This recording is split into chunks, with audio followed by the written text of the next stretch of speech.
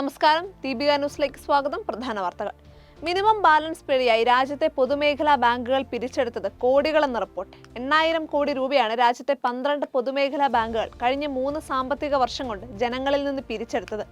രാജ്യത്തെ ഒന്നാമത്തെ പൊതുമേഖലാ ബാങ്കായ സ്റ്റേറ്റ് ബാങ്ക് ഓഫ് ഇന്ത്യ പിഴത്തുക പിരിച്ചവരിൽ ഏറ്റവും പിന്നിലാണ്.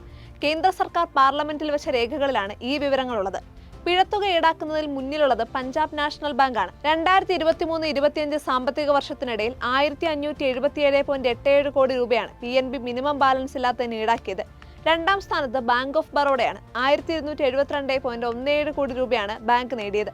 ഇന്ത്യൻ ബാങ്ക് 1166.27 കോടിയും കാനറ ബാങ്ക് 1027.23 കോടിയും പിഴയായി ഈടാക്കി. പട്ടികയിൽ 5ാം സ്ഥാനത്താണ് നമ്പർ 1 പൊതുമേഖലാ ബാങ്കായ SBIയുടെ സ്ഥാനം.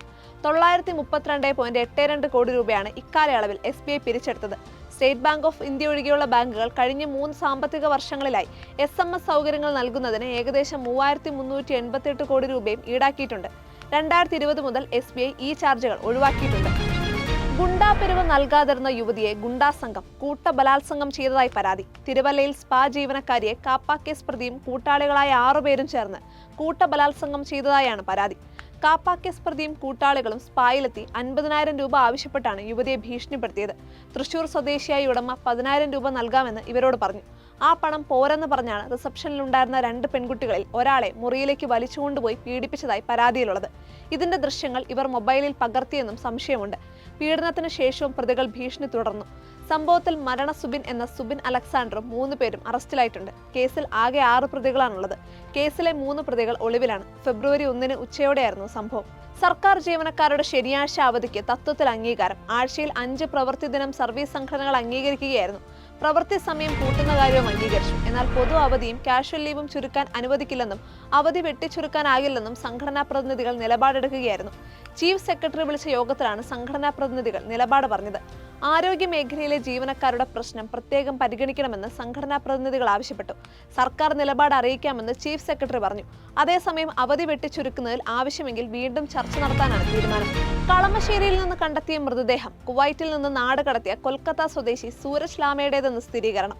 DNA പരിശോധനാ ഫലത്തിലാണ് മൃതദേഹം സൂരജ് ലാമയുടേതെന്ന് സ്ഥിരീകരിച്ചത്. 2 മാസത്തിനു ശേഷം പുറത്തുവന്ന DNA പരിശോധനാ ഫലത്തിന്റെ റിപ്പോർട്ട് ഹൈക്കോടതിയിൽ സമർപ്പിച്ചു. കളമശ്ശേരിയിലെ ആളൊഴിഞ്ഞ മേഖലയിൽ നിന്നാണ് സൂരജ് ലാമയുടേതെന്ന് സംശയിക്കുന്ന മൃതദേഹം കണ്ടെടുത്തത്. ഒക്ടോബർ 5-നാണ് ലാമയെ വിമാനത്താവളത്തിൽ നിന്ന് കാണാതായത്. പിതാവിനെ കണ്ടെത്തണമെന്നാവശ്യപ്പെട്ട് മകൻ സന്തൻ ലാമ നൽകിയ ഹേബിയസ് കോർപ്പസ് ഹർജി ഹൈക്കോടതി പരിഗണിച്ചിരുന്നു. തുടർന്ന് മൃതദേഹത്തിന്റെ DNA പരിശോധനാ ഫലം അടക്കം അറിയിക്കാൻ ജസ്റ്റിസ് ദേവൻ രാമചന്ദ്രൻ കഴിഞ്ഞ ദിവസം നിർദ്ദേശിച്ചതിനെ തുടർന്നാണ് റിപ്പോർട്ട് സമർപ്പിച്ചത്. ആദായ നികുതിയുമായി ബന്ധപ്പെട്ട കേസിൽ നടനും TVK അധ്യക്ഷനുമായ വിജയ്ക്ക് തിരിച്ചടി. ആദായ നികുതി വകുപ്പ് ചുമത്തിയ 1.5 കോടി രൂപ പിഴ വിജയ് അടയ്ക്കണമെന്ന് മദ്രാസ് ഹൈക്കോടതി ഉത്തരവിട്ടു. 2016-17 വർഷത്തെ വരുമാനത്തിൽ 15 കോടി രൂപ റിട്ടേൺസിന് കാണിച്ചില്ലെന്നായിരുന്നു കേസ്. പുലി സിനിമയിൽ നിന്ന് ലഭിച്ച വരുമാനമാണ് മറച്ചുവെച്ചത്. ഇതേ തുടർന്ന് ആദായ നികുതി വകുപ്പ് 1.5 കോടി രൂപ പിഴ വിധിച്ചിരുന്നു. ഇതിനെതിരെ വിജയ് നൽകിയ ഹർജിയാണ് ഹൈക്കോടതി തള്ളിയത്. പഞ്ചാബിലെ ജലന്ധർ നഗരത്തിൽ ആം ആദ്മി പാർട്ടി നേതാവിനെ വെടിവെച്ച് കൊലപ്പെടുത്തി. ജലന്ധറിലെ മോഡേൺ ടൗണിലെ ഗുരുദ്വാരയ്ക്ക് സമീപം ഇന്ന് രാവിലെ ലക്കി ഒബ്രോയിയാണ് കൊലപ്പെടുത്തിയത്. ലക്കി വാഹനം പാർക്ക് ചെയ്യാൻ ശ്രമിക്കുന്നതിനിടെ ബൈക്കിലെത്തിയ 2 പേർ ഇദ്ദേഹത്തിന്റെ നേർക്ക് നിറയൊഴിക്കുകയായിരുന്നു. നിരവധി തവണ ഇവർ വെടിയുതിർത്തു. 5 വെടിയുണ്ടകൾ ലക്കി ഒബ്രോയുടെ ശരീരത്തിൽ പതിച്ചു. ആക്രമണത്തിന് പിന്നാലെ പ്രതികൾ സ്ഥലത്ത് നിന്ന് രക്ഷപ്പെട്ടു. പരിക്കേറ്റ് രക്തത്തിൽ കുളിച്ചുകിടന്ന നേതാവിനെ നാട്ടുകാർ ചേർന്ന് ആശുപത്രിയിൽ എത്തിച്ചെങ്കിലും മരണം സംഭവിച്ചിരുന്നു. വിവരമറിഞ്ഞ് പോലീസ് സംഘം ഉടൻ സ്ഥലത്തെത്തി അന്വേഷണം ആരംഭിച്ചു. അടുത്തിടെ നടന്ന തദ്ദേശ തെരഞ്ഞെടുപ്പിൽ ലക്കി ഒബ്രോയുടെ ഭാര്യ മത്സരിച്ചെങ്കിലും പരാജയപ്പെട്ടിരുന്നു. റിസർവ് ബാങ്ക് പലിശ നിരക്കുകൾ മാറ്റമില്ലാതെ നിലനിർത്താൻ തീരുമാനിച്ചു. റിപ്പോ നിരക്ക് 5.25% മാറ്റമില്ലാതെ നിലനിർത്താനും നിഷ്പക്ഷ നിലപാട് നിലനിർത്താനും മോണിറ്ററി പോളിസി കമ്മിറ്റി തീരുമാനിച്ചതായി reserve bank governor Sanjay Malhotra ഇന്ന് പ്രഖ്യാപിച്ചു. റിപ്പോ നിരക്ക് ചർച്ച ചെയ്ത് തീരുമാനിക്കുന്നതിനായി ഫെബ്രുവരി 4 മുതൽ 6 വരെ നടന്ന RBIയുടെ 3 ദിവസത്തെ ധനനയ സമിതി യോഗത്തിലാണ് തീരുമാനം. വയനാട് മാനന്തവാടി എരുമത്തെരുവിൽ കാറിലിരുന്ന് ദേഹത്ത് പെട്രോൾ ഒഴിച്ച് തീ കൊളുത്തിയ വ്യാപാരി മരിച്ചു. ഒപ്പമുണ്ടായിരുന്ന കുടുംബാംഗങ്ങൾക്ക് പൊള്ളലേറ്റു. കർണാടകയിലെ കുട്ടത്ത് വ്യാപാരം ചെയ്യുന്ന കണ്ണൂർ ഇരിട്ടി വള്ളിത്തോട് സ്വദേശി സജീറാണ് മരിച്ചത്. കാറിലുണ്ടായിരുന്ന ഭാര്യ നജ്മുന്നീസ്, മകൾ ആയിഷ എന്നിവർക്ക് പൊള്ളലേറ്റു. മക്കളായ നിബ്രാൻ, നിസാൻ എന്നിവർ പരിക്കില്ലാതെ രക്ഷപ്പെട്ടു. നജ്മുന്നീസയും ആയിഷയും മാനന്തവാടി ഗവൺമെന്റ് മെഡിക്കൽ കോളേജ് ആശുപത്രിയിൽ ചികിത്സയിലാണ്. നജ്മുന്നീസയ്ക്ക് 50%-ലേറെ പൊള്ളലുണ്ട്. ആയിഷയ്ക്ക് പരിക്ക് നിസ്സാരമാണെന്നാണ് അറിയുന്നത്. വ്യാഴാഴ്ച രാത്രി 10:30 സംഭവം. കുട്ടത്ത് സജീർ കച്ചവടം ചെയ്യുന്ന കെട്ടിടത്തിന്റെ ഉടമയുടെ വീടിന്റെ ഗേറ്റിന് മുന്നിൽ കാറ് നിർത്തിയിട്ടാണ് സജീർ ദേഹത്ത് പെട്രോൾ ഒഴിച്ചത്. കാറിന് തീപിടിച്ചത് കണ്ട പ്രദേശവാസികൾ അറിയിച്ചതനുസരിച്ച് അഗ്നിരക്ഷാസേന എത്തിയാണ് നജ്മുന്നീസയും കുട്ടികളെയും രക്ഷിച്ചത്. സാമ്പത്തിക ബാധ്യതയാണ് ഈ കടുങ്കൈക്ക് പ്രേരിപ്പിച്ചതെന്ന് കരുതുന്നു. തിരുവനന്തപുരത്ത് കാറടിച്ച് നിർത്താതെ പോയ കേസിൽ നടൻ മണിയംപിള്ള രാജു അറസ്റ്റിൽ. തിരുവനന്തപുരം മ്യൂസിയം പോലീസ് ജാമ്യം ലഭിക്കാവുന്ന വകുപ്പുകളോടെയാണ് കേസെടുത്തിരിക്കുന്നത്. അറസ്റ്റ് രേഖപ്പെടുത്തിയതിന് പിന്നാലെ നടനെ വൈദ്യപരിശോധനയ്ക്ക് ഹാജരാക്കി. ഇദ്ദേഹത്തെ പിന്നീട് ജാമ്യത്തിൽ വിട്ടയച്ചു.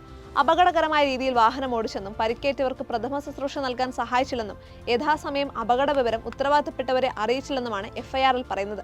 വാഹനം ഓടിച്ചത് താൻ തന്നെയാണെന്നും ഭയം കൊണ്ടാണ് നിർത്താതെ പോയതെന്നും താരം നേരത്തെ മാധ്യമങ്ങളോട് പ്രതികരിച്ചിരുന്നു. ബൈക്ക് തന്റെ കാറിൽ വന്ന് ഇടിക്കുകയായിരുന്നെന്നും മണിയംപിള്ള രാജു പറഞ്ഞു. ഞാറയ്ക്കൽ പോലീസ് മർദ്ദിച്ച സംഭവത്തിൽ മുഖ്യമന്ത്രിക്കും DGPക്കും പരാതി നൽകിയ യുവാക്കൾ. വ്യാഴാഴ്ച വൈകുന്നേരമാണ് പുതുവൈപ്പ് ബീച്ച് പരിസരത്ത് വെച്ച് 3 ഉദ്യോഗസ്ഥർ യുവാക്കളെ മർദ്ദിച്ചതായി പരാതിയുള്ളത്. പുതുവൈപ്പ് സ്വദേശികളായ നിതിൻ ലിങ്കൺ, നെസ്റ്റൻ എന്നിവർക്കാണ് മർദ്ദനമേറ്റത്. പോലീസ് ഇവരിൽ നിന്ന് 4700 രൂപയും 100 പൗണ്ടും തട്ടിയെടുത്തതായും പരാതിയിൽ പറയുന്നുണ്ട്. പോലീസ് ഉദ്യോഗസ്ഥർ വന്ന സ്വകാര്യ വാഹനം അമിത വേഗത്തിൽ വരുന്നത് കണ്ട് ചോദ്യം ചെയ്തതാണ് മർദ്ദനത്തിന് കാരണമായതെന്നാണ് യുവാക്കളുടെ വാദം. ഇതോടുകൂടി പ്രധാന വാർത്തകൾ അവസാനിച്ചു. സത്യസന്ധമായ വാർത്തകൾ അറിയാൻ ദീപിക ന്യൂസ് ഫോളോ ചെയ്യൂ.